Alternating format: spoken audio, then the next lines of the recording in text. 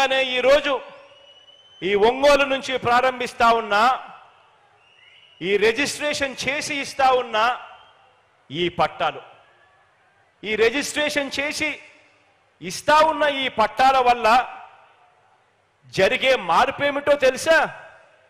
నా అక్క చెల్లెమ్మలకు రిజిస్ట్రేషన్ చేసి ఈ పట్టాలు ఇస్తా ఉన్నాం.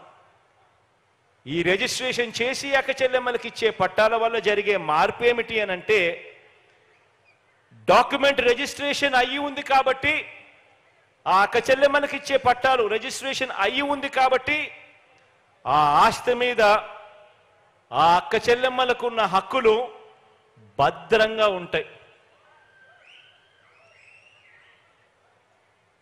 ఇక దొంగ సర్టిఫికెట్లు సృష్టించే వీలుండదు. ఎప్పుడు పడితే అప్పుడు క్యాన్సిల్ చేసే కార్యక్రమము చేయలేరు.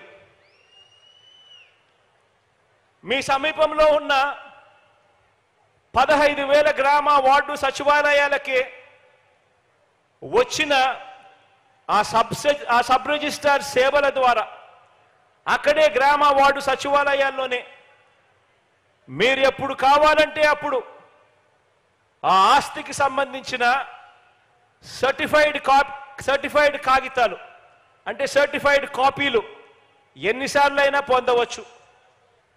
అందులో హక్కుదారు మీరే అన్నది శాశ్వతంగా భద్రంగా రిజిస్ట్రేషన్ డిపార్ట్మెంట్లో శాశ్వతంగా ఉంటుంది. మన సచివాలయాలలో పూర్తిగా ఎప్పుడు పడితే అప్పుడు ఎవరు పడితే వాడు మీ పట్టాలను క్యాన్సిల్ చేసే కార్యక్రమాలు, లాక్కునే కార్యక్రమాలు, మీకు లేవు అని చెప్పే కార్యక్రమాలు, వీటికి అన్నిటికీ కూడా చెక్. సరిహద్దులన్నీ కూడా పూర్తిగా నిర్ణయించి సరిహద్దు రాళ్ళు పాతి మీ స్థలం ఇది అని చెప్పి హక్కుదారులైన అక్క చెల్లెమ్మలకు ఆ స్థలంలో నిలబెట్టి ఆ స్థలంలో అక్క చెల్లెమ్మలకు ఫోటో తీసి జియో ట్యాగింగ్ చేసి ఆ అక్క చెల్లెమ్మలకు ఆ పట్టాలు ఇస్తా ఉన్నాము. కాబట్టి ఇక ఎవ్వరూ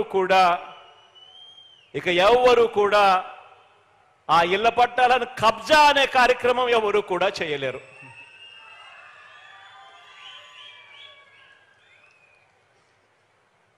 పది సంవత్సరాలు కాగానే ఇవాళ ఇచ్చే అక్క చెల్లెమ్మలకు ఇచ్చే ఈ రిజిస్ట్రేషన్ చేసి ఇస్తా ఉన్న ఈ పట్టాలు 10 సంవత్సరాలు కాగానే ఆటోమేటిక్గా అక్క చెల్లెమ్మలకు అమ్ముకునేందుకు, ఎవరికైనా వారసత్వంగా ఇచ్చేందుకు, లేకపోతే గిఫ్ట్గా అక్క చెల్లెమ్మలు ఎవరికైనా ఇచ్చేందుకు పట్టా భూములు ఉన్న వారికి సమంగా మిగతా హక్కులన్నీ కూడా ఈ పట్టాలు పొందిన పేదలకు కూడా అవే హక్కులే లభిస్తాయి.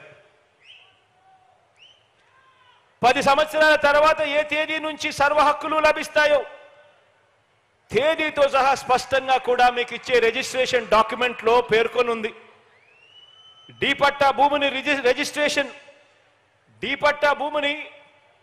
రిజిస్ట్రేషన్ భూమిగా మార్చేందుకు 10 సంవత్సరాల తర్వాత మళ్ళీ ఎన్ఓసి కావాలి అని చెప్పి ప్రభుత్వ కార్యాలయాల చుట్టూ తిరగాల్సిన అవసరం లేదు. ఆటోమేటికలీ ఇవన్నీ కూడా జరిగిపోతాయి. అంతేకాదు, రిజిస్ట్రేషన్ డాక్యుమెంట్ మీ చేతుల్లో ఉంది కాబట్టి బ్యాంకు రుణాలు కూడా ఎవరికి కావాలన్నా కూడా సులభంగా తక్కువ వడ్డీకే ఆ అక్క చెల్లెమ్మలకి ఇచ్చే కార్యక్రమం కూడా జరుగుతుంది. ఇవన్నీ నేను ఆలోచన చేయమని చెప్పి అడుగుతా ఉన్నా. ఇవన్నీ కూడా ఎందుకు నేను ఆలోచన చేయమని అడుగుతా ఉన్నాను అని అంటే దానికి కారణం ఏమిటి అని అంటే, ఇంతగా నా అక్క చెల్లెమ్మల గురించి, ఇంతగా నా పేదల గురించి, వారికి ఇచ్చే స్థలాల గురించి, వారికి దక్కాల్సిన హక్కుల గురించి, వారికి ఇచ్చే ఆస్తుల గురించి, ఇంటి స్థలాలు, ఇళ్ల నిర్మాణం ద్వారా వారికి దక్కాల్సిన ఆత్మ గౌరవం గురించి ఇంతగా ఆలోచన చేస్తా ఉన్న ప్రభుత్వం గతంలో ఎప్పుడైనా ఎక్కడైనా చూశారా అని అడుగుతా ఉన్నాను. ఆలోచన చేయమని అడుగుతా ఉన్నా.